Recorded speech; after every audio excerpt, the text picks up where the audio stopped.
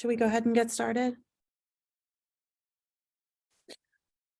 Yeah, I think we can go ahead. Okay. Hi, everyone. Thank you for joining us tonight for the 8th grade transition night to learn information about the high school special education department. My name is Megan Hilbolt. I'm one of the special education teachers at the high school, and I am also one of the department chairs.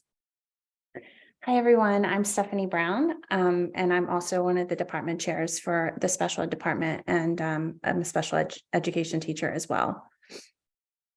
Good evening. My name is Shannon Brown. I'm the supervisor of secondary special education. Thank you for joining us tonight.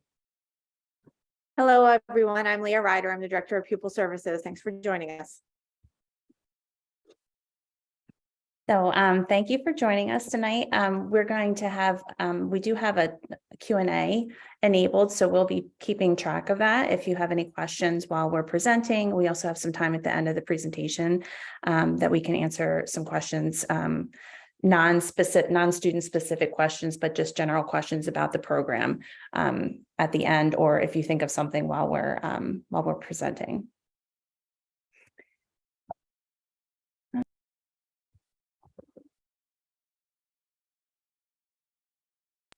Sorry, I muted myself. We have a really large department, as you'll see. We have all of our special education teachers are listed. And at some point or another, you'll probably meet or come in contact with one of us, or most of us, actually. We also have 2 school psychologists, Sabrina Elwood and Wendy Farina. We work with the guidance department, and we also work with our school social workers. We have speech and language, Mrs. Jenna Clear.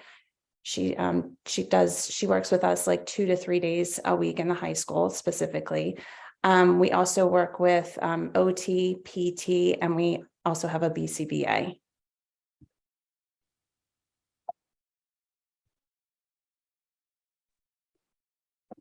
One of the programs that we offer at the high school in the department is the Learning Support Program.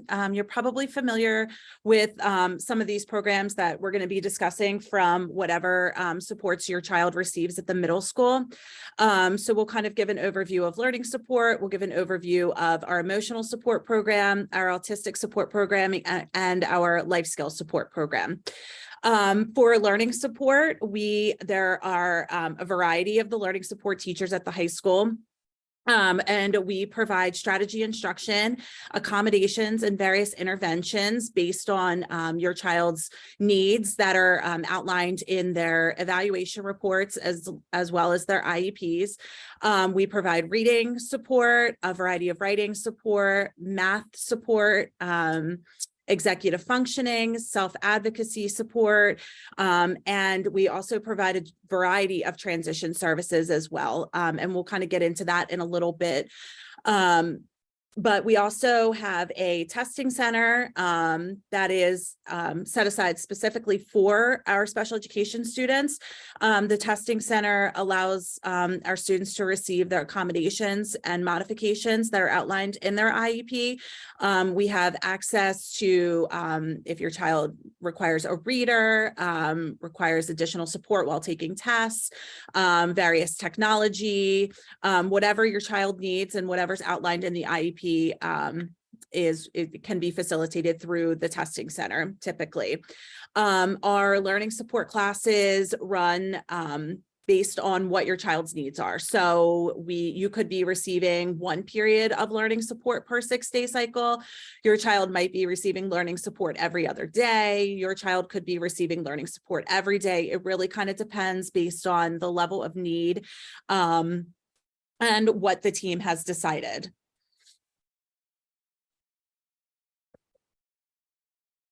We also run Strategies for Life, which is our autistic support program. This is an accredited course, so all of our courses are accredited. They are elective credits depending on how many days per cycle they're in. It's outlined in their IEP. But autistic support specifically works in small groups, and as all of our programs, it's as outlined by your child's IEP. But they typically work on social skills, executive functioning, problem-solving skills, various coping skills. They work a lot in conjunction with our emotional support teachers and our learning support teachers. So some students may get multiple services. And we all work together to provide those services to ensure that the child's needs are being met. In the class, they work on progress monitoring. Everything that's outlined in the IEP is what will occur in that classroom setting. There is also an autistic support group. It's kind of an extra service that we offer that would be in your child's IEP as well. And it's more of an optional service for students. They get an invitation to participate in a group usually once a cycle, if that's something that the team has determined would be helpful for them. And it's just a smaller group with different kids that they might not be in class with, to kind of offer more of a social support, which is we found to be very successful. They've also started a lunch bunch that kids are invited to. I think it's once a month that they'll, they get invited to a lunch bunch if that's something that they're interested in. So it kind of helps them to facilitate friendships and work on social skills in a more holistic environment.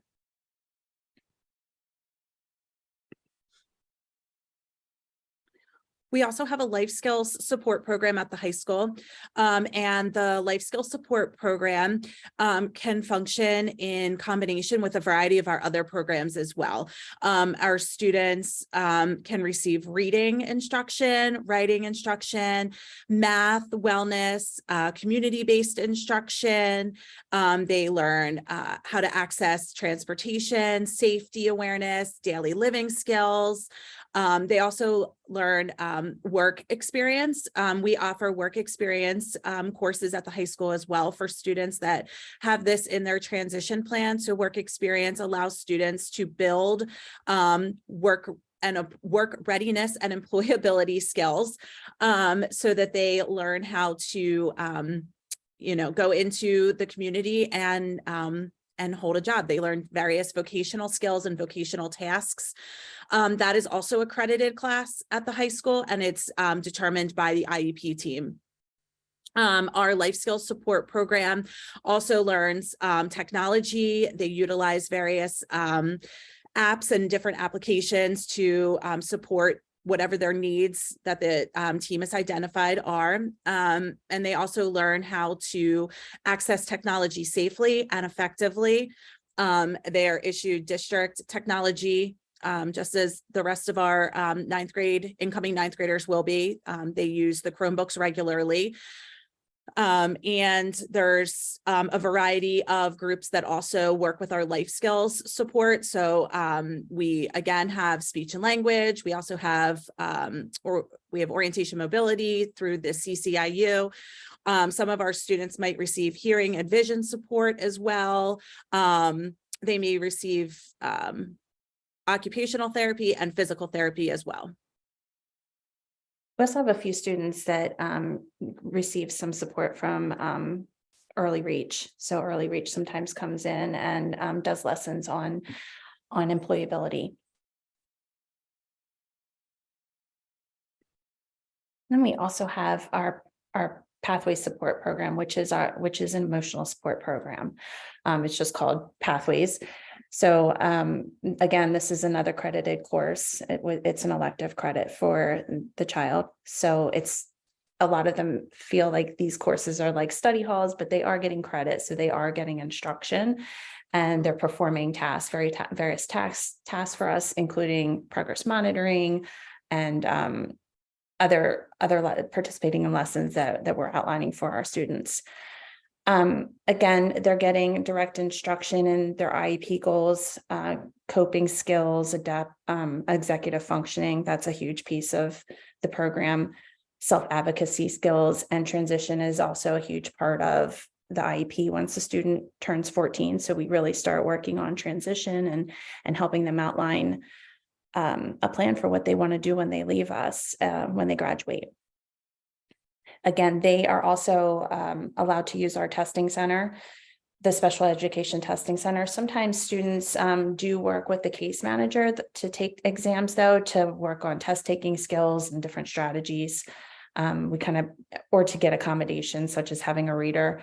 So we work with the student to determine if they're going to go to the testing center or if they're going to come to us to work on skills.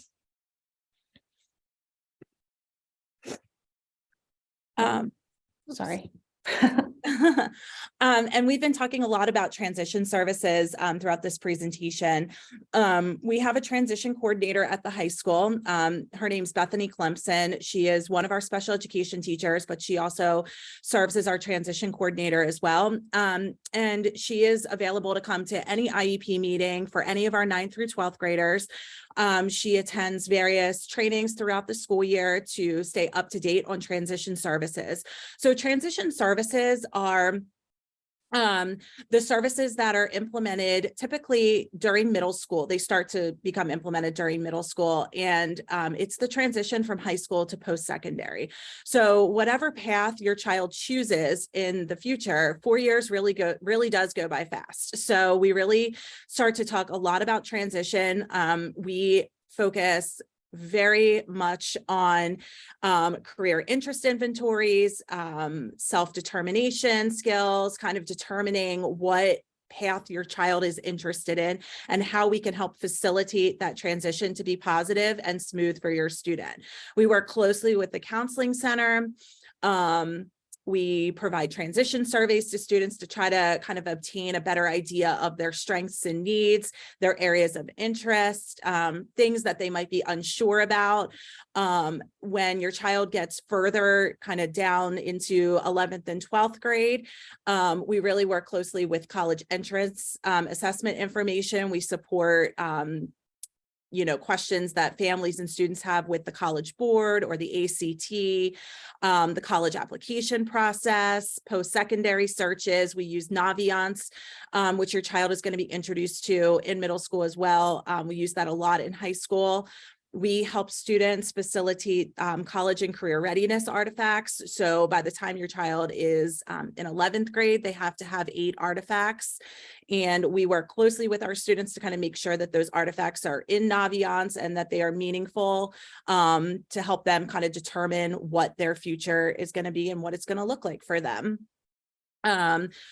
There in the past, we have had a variety of colleges come into the high school and also provide webinars and various information sessions for our students about what it's like to obtain services in college, what it's like to transition from high school to college.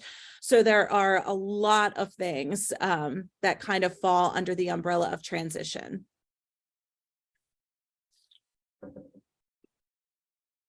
So our schedule looks different. I'm sure you're aware or you've heard. There's definitely a lot more freedom in the high school as far as our schedule goes. They will register. So next week is our course what is it called? The course selection night, where you'll get an overview of the hundreds of courses that we offer at the high school. The day after that, I believe it's the 15th, students will be able to register for courses on PowerSchool, and they'll work with their counselor, especially and their special education teacher. So in the middle school, that your case manager and your counselors will work with the students to figure out what courses they should take and register for courses. Teachers have to put in teacher recommendations, so that kind of gives you a guideline. And we do the same thing at the high school. So we work with all of our students to update their 22 credit checklist to make sure that they have all the courses that they'll need to graduate if they're graduating based on credit. All student programming is based on the IEP.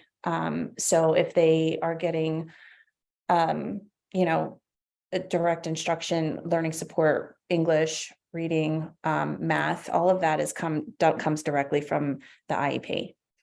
Okay, so if it's in the IEP, they will take those kinds of courses, or if they're just in pathway support, 3 out of 6 days a cycle, that all is from the IEP. So they have to take those courses unless the IEP changes.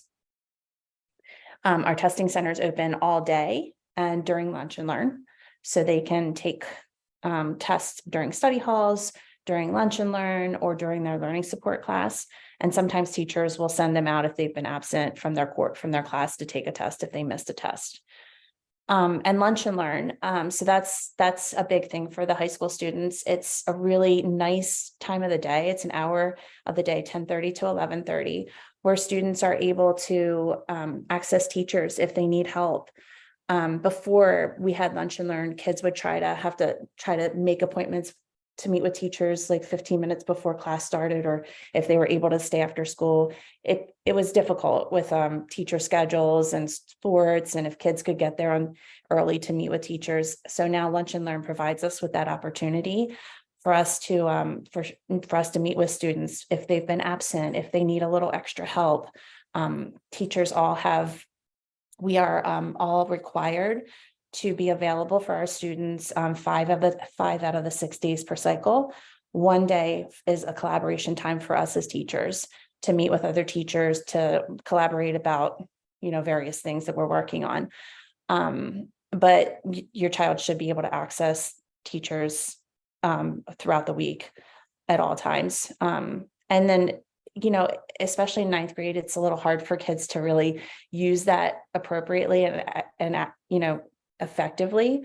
So we, as special education teachers, really work with our students to learn self-advocacy and to help them schedule times to meet with their teacher. They may be nervous just to walk in. So we'll maybe prompt them to send an email, I'm going to come in this time. We'll help them figure out what time the teacher is available and which time they're at lunch, so they know that they're able to get the support that they need and meet with the teacher at the right times. So lunch and learn has been a really nice change for our schedule and for our students. And it kind of helps kids to learn how to go to college. Like you have to find out what your professor's office hours are, and you have to go and put yourself out there to get the help. So it kind of really teaches our kids from a very young age how to do that. So again, like individual scheduling and IEP questions, you really should reach out to your case managers, because we haven't had access to any of that yet. We'll be meeting with the middle school team probably in May, but so we don't have any answers to those specific questions. But any other programming questions or questions about the high school, feel free to ask at this point. And just before we open it up for questions, I did want to mention that course selection night is next Wednesday, the 15th, and we really encourage you to go so you can really see all of the courses that we have to offer at the high school. There's something for everyone. So it's pretty amazing the things that our students are doing. And I'm going to stop my share. And there will be a variety of activities for your student too to transition to the high school. I think it's the end of May or beginning of June, there'll be Shock Day, which will allow your child to come over to the high school and kind of navigate the halls and kind of find areas of the school like the music wing, the art wing, business courses, the English area, math hall, and things of that nature. They'll also learn about student activities at that. They'll have a leader, a mentor, an upperclassman student who will be showing them the ropes and really get them excited and pumped up to be at the high school. Over the summer, there's another night like that. Mm-hmm. Yeah, there's another night with the freshman orientation night and kind of a transition night to allow your student to get the. Yeah, it's a really exciting night.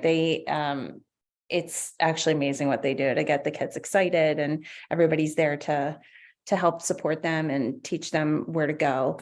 And then once they get their schedules, they're certainly welcome to come into the school before school starts if they're nervous to walk the halls and walk their schedule.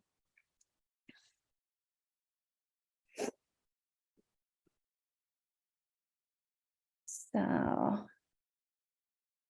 Yeah, I don't see any questions. So if there's no questions, we'll end it there. And this is being recorded, so it will be posted on the website. And if you do think of questions, certainly reach out to your student's case manager. We're available. We do communicate with them a lot, especially coming toward May and June when the transition's really starting to happen. They reach out to us a lot. So we'll be able to answer any questions that if they can't answer your specific questions. We do have a question here that just popped up. What does IT support look like in the high school? So IT support is all of those programs. It depends. They call it IT at the middle school, but it would be learning support, pathway support, or autistic support. But they just call it something different. So. And that is the time of the day where your student is receiving direct instruction on their IEP goals and receiving accommodations and whatever information, is kind of outlined in the IEP, what their instruction should look like.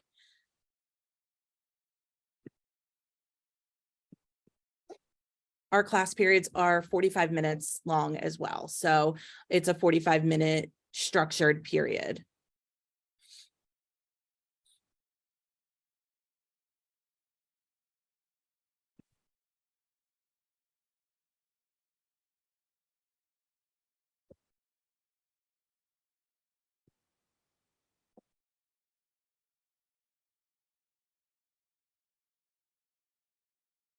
Any other questions?